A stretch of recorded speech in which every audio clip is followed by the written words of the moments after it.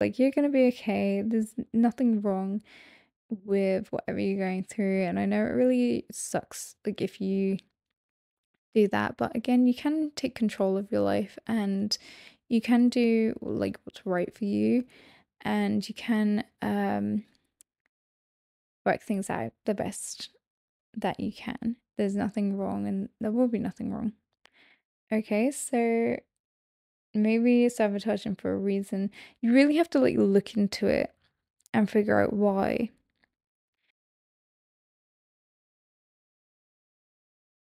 Hey guys, welcome to a brand new episode of Kristen Podcast, a podcast all about self-love, personal growth, and self-worth. I'm your host, Sam Clark. This episode is all about like self-sabotaging. I remember the correct title, self-sabotage. And so it really is going to be a story time in this episode because I really feel like this really affected me strongly in the relationship area. I'm gonna say the relationship era. Well, it kind of feels like that. I haven't had a relationship for such a long time, and it's like annoying because there was like a time, like, and I really believe that this really stemmed from, well, kind of when I was at uni, and I really liked this guy, and he was a turd barnacle. Anyway, he like was the worst. No, he was I just don't understand.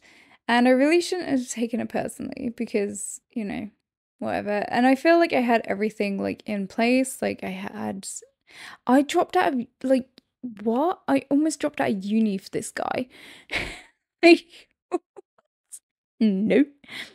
So, and my friend told me, she was like, don't, you've got like 2 months. Come on, let's get through this. So I'm quite glad that she said like no. To be an idiot. Like, um, so you can get through this, and it was really hard, but still, anyway, it didn't help. So thank you, Emily. Amazing.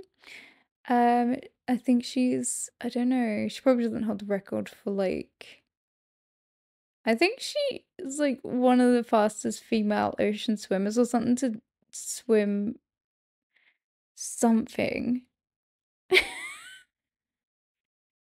I know what I'm talking about. Oh, she was great. So I like this guy, and I was like, you know, when you're in uni, you're away from your like things that ground you, that make you who you are, like your friends, your family, and you've got to start fresh, and it's like really hard to do that. And I like I really I don't know. I wasn't like super attached to this guy, but I was just like I really enjoyed it. I met his parents, you know, we had fun. And we went on adventures. He wanted me to climb over a wall to break into like, you know, a castle, and I was just like, no. We have to pay. We have to do the right thing. And he hated that. So he just jumped the fence, and I'm like, no. You know, we had like a lot of fun. And then like all of a sudden, I don't know what happened. And then he acted really weird. I remember like I was like spray painting my surfboard, and I went to get some not spray paint obviously from like the store. Wait. It's like, really? Did you get it from the Moon Summer? No, it's like I went to the store to get it, and he was there, and he like turned up, and he like walked up, and he said like hey and stuff. And then he was just like really cold, and that was weird. And I was like, okay. And what really sucked was at that time, I had just got out of like this, he was emotionally abusive relationship, always so nasty, like so a dick. He was just so like odd. Like I remember being so miserable with this guy, and he like I remember we were going out, like we were going out to see his friends, or something. We were going out to like to drink or whatever with his friends, or like going out. And I was like, oh, do I need my bag? Like I said that. And I was just like, I don't know what I'm bringing back. So like, do I need my bag? And he was like, no. I was like, nah, I just don't need, just leave it. And I don't know why it was such an inconvenience. Like, why is my bag an inconvenience? Like, yeah, it was like a house party, actually. It was a house party. And I was like, do I need my bag? And I was like, no. And then it was so bad. We got to the party, we got to the like out of the car, we just parked. And there was like a subject come up. I can't remember exactly what it was. Oh, I want to punch this guy. I can't remember what it was, but he said, oh, I hate this guy so much. I remember actually seeing him before I left Cornwall, and I really want to walk up to him, just say like, you owe me an apology. But I said no, like I didn't do it. I didn't. He didn't do it. I didn't do it. But we got out of the car, and I was like, oh my gosh, I don't have my purse. Like, I was like, oh, I don't have like money, because obviously it's in my bag. And then he was like, oh, that's so typical, like, of women not to bring, like, expect the guy to pay for drinks. And I was just like really taken back by that, because I was just like, what? That's like not what happened at all. Like we discussed this before we left. So I was like, do I need my bag? Because we were going to a house party. So we weren't going out. But it was just like that I really remember. There's just so many like little situations like that. And that was weird. And I remember like my nan passed away, and I like that really snapped me out of it, because it was just so nasty a lot of the time. Great. And oh, it's fine. And my nan passed away, and and I don't know why I went back. Right. And yeah, my nan passed away. Like one of the last nights I was with him, like I went back to him. And yeah. And he he was such a my god, fine. Like it was just ugh. And there's like I believe that's why I don't like, do anything with guys right now, because it's just like no. It just gives me the ick. But he like we'll get into this. But I went to go out the door, and like I looked at him and I was like, no, I should just say bye. Ugh, so gross. Like just so gross. But there were just so many like things wrong. But he was so gross. Like he slapped my butt and was just like it's just like ugh. It's just so cringe. Like what the and yeah, like I remember he sent me so many like essay texts, and I was like, no.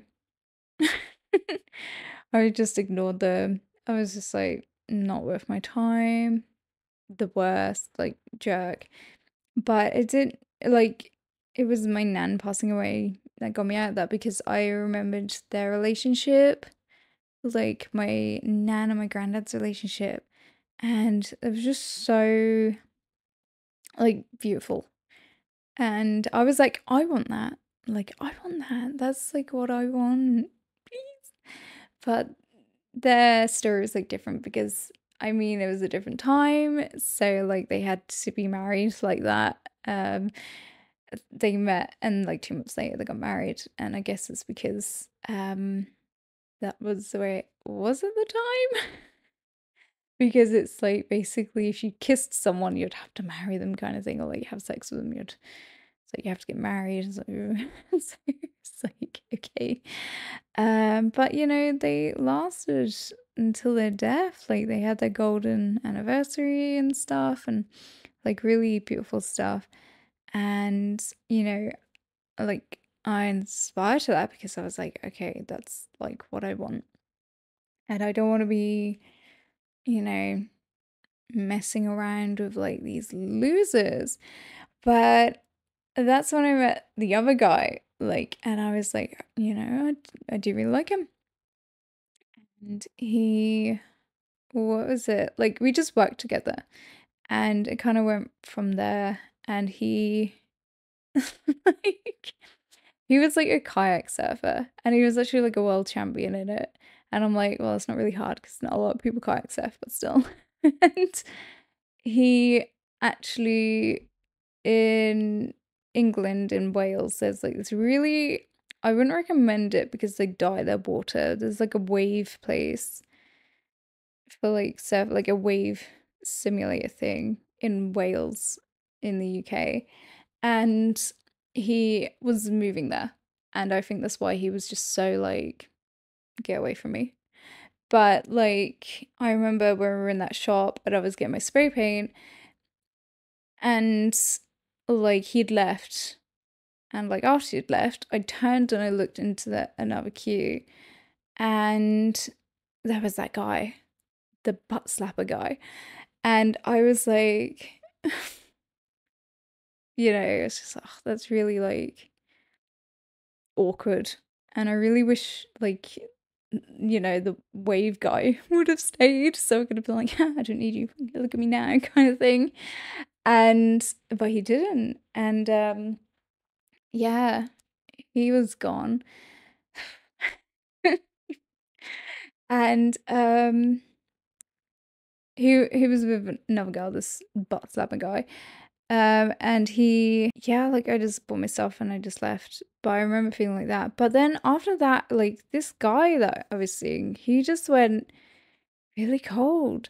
And like I remember discussing it with him and I couldn't do it because I was too immature and I was being like silly. I was like, it's a serious conversation. I was just being silly. I was like holding my teddy.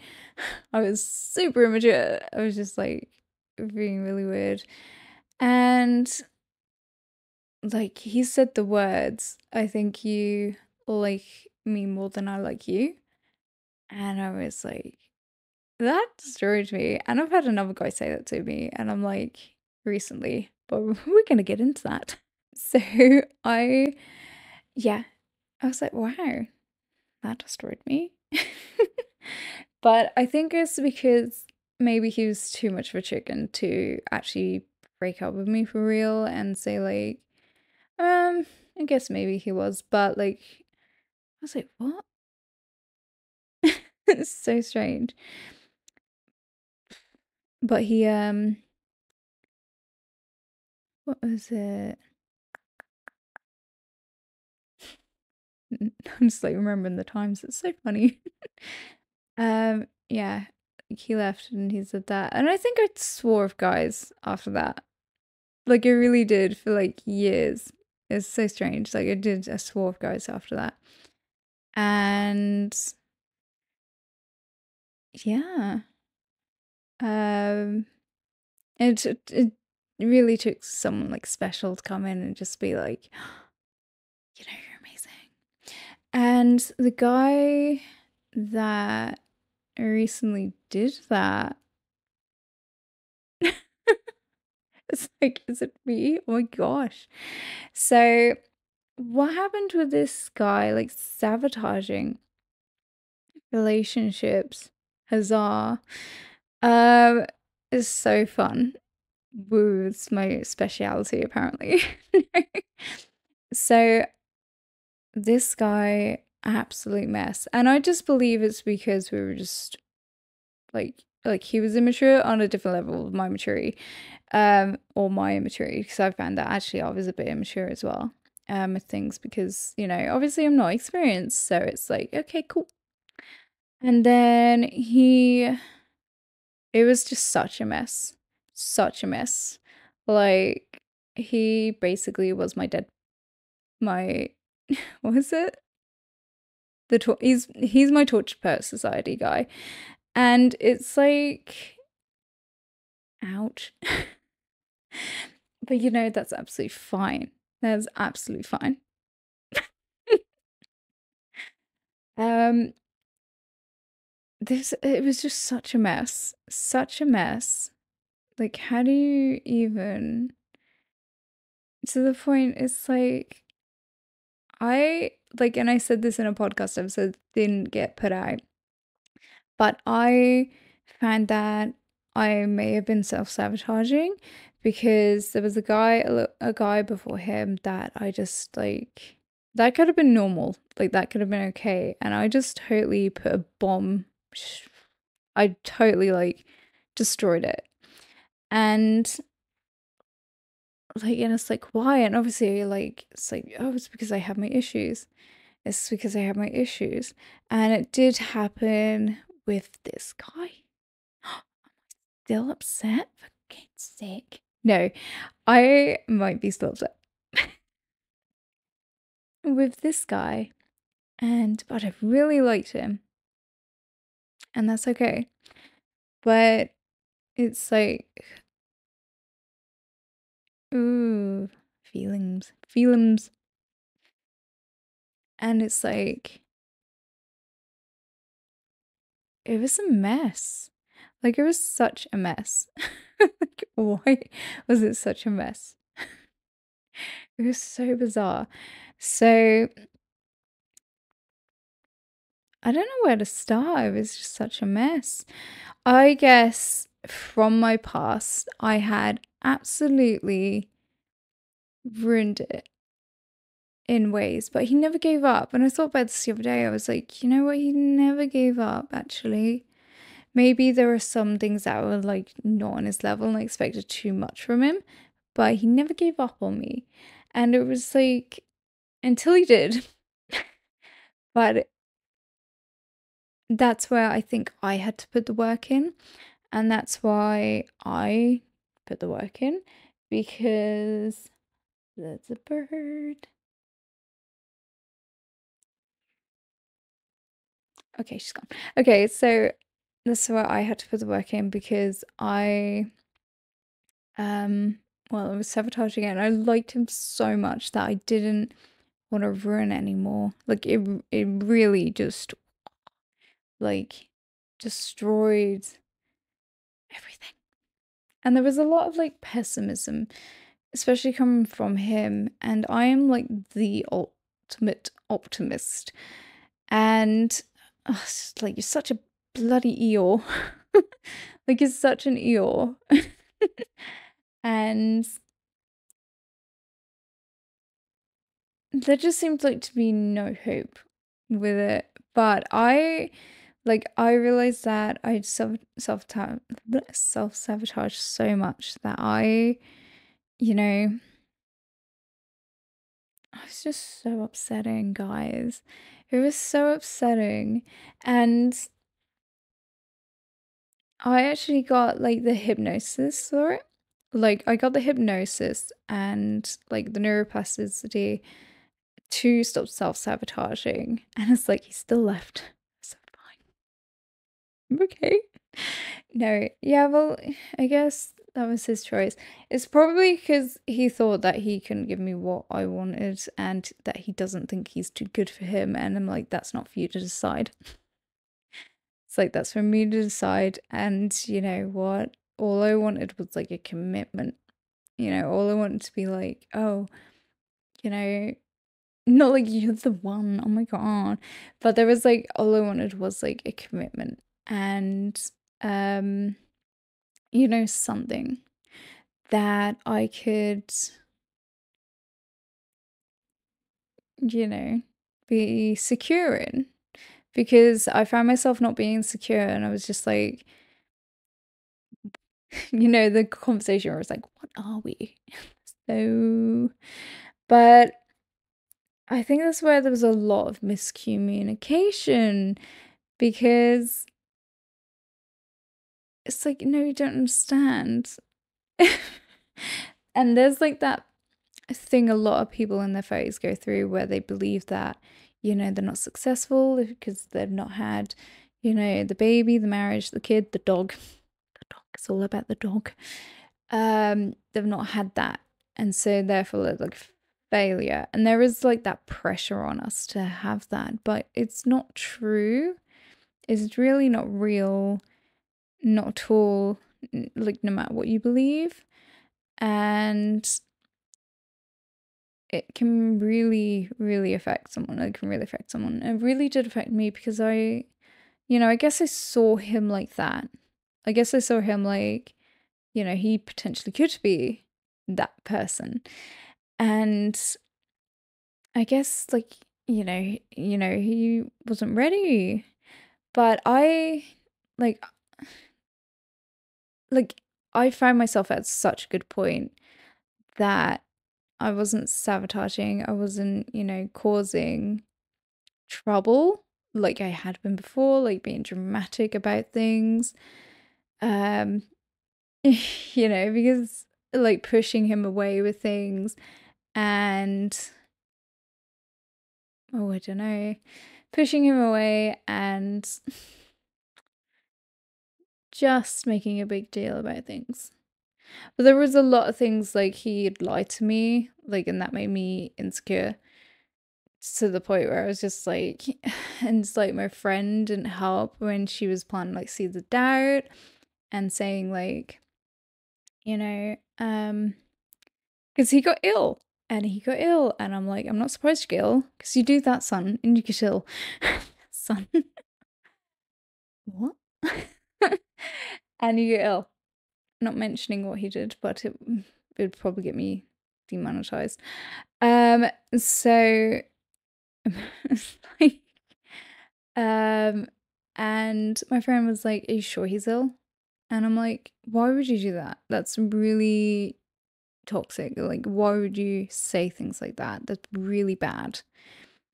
And to this day, she doesn't like apologize for it. And even though I called her out on it, she's not apologized. And yeah, so fine. Okay, you do you. So what happened? So yeah, and that kind of blew up, I guess. Yeah, that's fun. But like I think I had enough. But it's like, why did you lie? Like in the first place? Like it's like he was either telling the truth or he's a coward. Um Like, it doesn't make sense. Like, absolute coward. Basically, he lied about going on holiday, and like this was so annoying because oh, it was so bad. It was all really bad. And I was like, why did I like him? So bad. He lied about going on holiday, and then he met someone, and then and this really hurts. Like, I was like, when I read it, like, I don't know why I snapped and I acted like I didn't care, but I really did. And it really hurt. So, thanks. So, he said he went on a holiday 2 weeks after saying he said he didn't want a relationship. And then 2 weeks later, he went on holiday, met someone, got on an open relationship, and like when they're gonna make it serious when she moves to the UK. And I was like so hurt by that. Still really hurt. How dare you? Like, yeah, that really hurt. And then I was insecure because he, like, again, he went on holiday again and he said that he wasn't going to get signal. And so he couldn't respond much. And I was like, okay, I didn't think anything of it. And then the thought occurred to me where it was like, oh, he's probably gonna meet that girl. And then I was like, what? And then it kind of like blew up again. It's just like you can't lie like that and then not expect there's gonna be some kind of backfire on it. Like, you can't do that. You can't. So, didn't help. Didn't help. And then I did get to a point where I was okay and we were fine. We were like seeing each other and we were fine. And he, like, he was ill. And I'm like, yeah, I get it. Because when you're ill, like, not long after that, I got ill. And then what is it? Yeah, I had a migraine. I remember watching Terminator 2 for the first time, I think. And I didn't want to talk to anyone. I was like, I don't want to talk to anyone when I'm ill. And like, yeah, okay. But I find myself, and my friend did as well, like find myself like I'm very mothering. Like I'm very like, are you okay? Shall I make you some soup? Oh my god, soft kitty, warm kitty. So so yeah, there was that. And it was just like this cycle of self-sabotage, like this complete mess. And I did get to the point I had like chemotherapy. I got to the point where I was okay and I wasn't self-sabotaging anymore because that's my past. We've healed it. She's gone.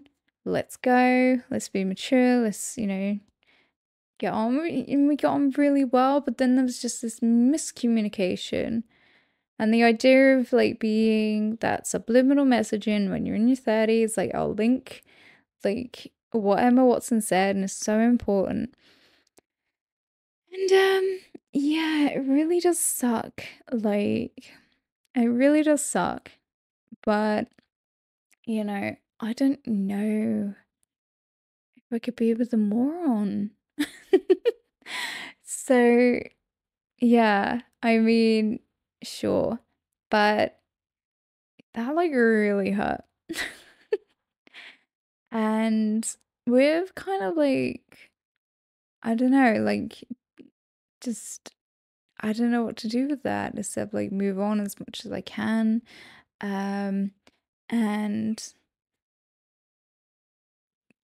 yeah, I guess like maybe take more time before I start dating again. I think I am starting to date. Like, don't take it personally. Like, whatever anyone does to you, don't take it personally. It's not your fault. Like, the way someone's treating you is everything to do with them, it's nothing to do with you. And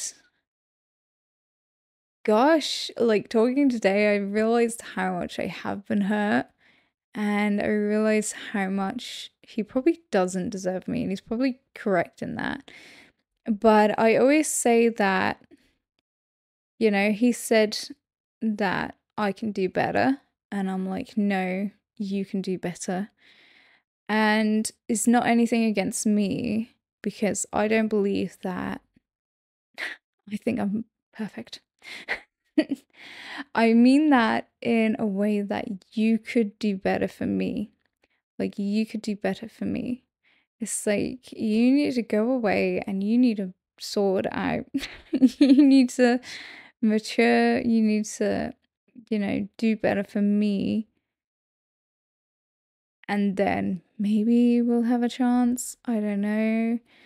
Um, Really upsetting that that all had to happen because I just feel like I lost so much.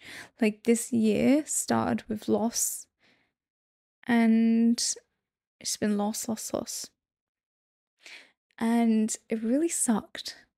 So, and that's kind of why I took like 2 weeks off, because I hadn't processed the loss that I had like throughout this year.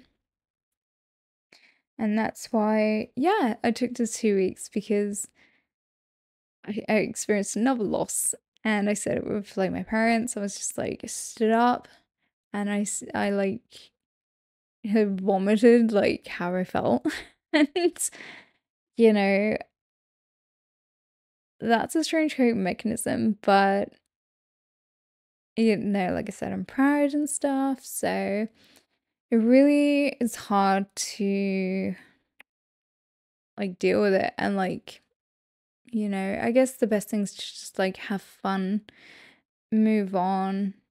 You deserve like what you deserve. And you can always do better for yourself. Like, you really can. And, it's really okay to, let go of what doesn't serve you and, you know, find peace in the way things are. Like, if you feel like you're self-sabotaging, it's probably because that thing is not right for you. Again, if you force things, they're never right for you if you have to force anything. But kind of like ebbs and flows, isn't it? With guys and girls and whoever in life itself, I guess, in general. I don't know why I am the way I am. But like, I don't know. I'm like really trying to think of how to recover from this because, that was a really, you know, those are things that really affect me. Like, and that's my story on like self-sabotaging. Like, like I guess it was like the more I liked a guy, the more I would just f it up, which is cool, but, I just really, really, really regret it. But I guess in some way it had to happen.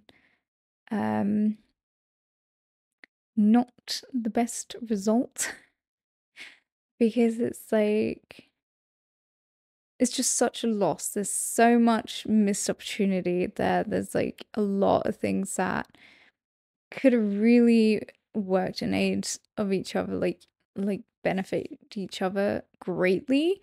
But again, it's just I guess immature. It's like not knowing, um, you know, like the best thing, the best possible outcome, like choosing to ruin things instead of like love them and accept them for how they are. So it really is like it's confusing life, isn't it? But it's gonna be okay.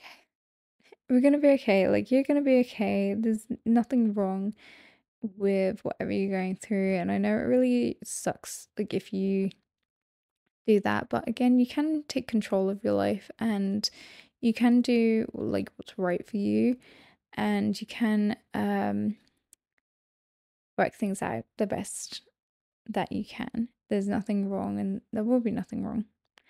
Okay, so maybe sabotaging for a reason. You really have to like look into it and figure out why.